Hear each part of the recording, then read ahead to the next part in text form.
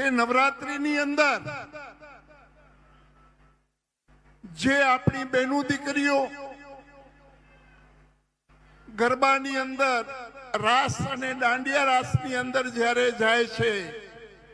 ત્યારે ઘણા એવા વિધર્મીઓ જે ચાંદલા કરે, ટેટુ કરે, ડુપ્લિકેટ આધાર કાર્ડ બનાવે અને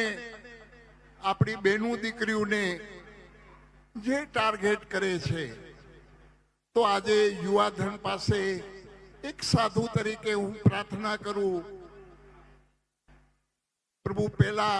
બહેનો દીકરીઓ માટે માથા દઈ દેતા, હવે ખાલી ધ્યાન તો રાખજો, તમે ખાલી માથા દેવાની જરૂર નથી, દઈ પણ દેવાય તોય વાંધો નહીં.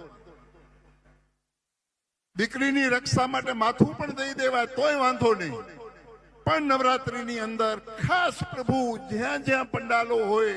ત્યાં અહીંયા જ્યાં તમે મારો અવાજ સાંભળો છો, તો એક સાધુ તરીકે, ભગવા ભેખ તરીકે હું તમને પ્રણામ કરીને કહું છું કે દાંડિયા ઓછા રમજો, પણ આપણી બહેનો દીકરીઓ રમતી હોય એ કેમ સલામત રહીએ એવું ધ્યાન રાખજો. કેમ કે વિધર્મીઓ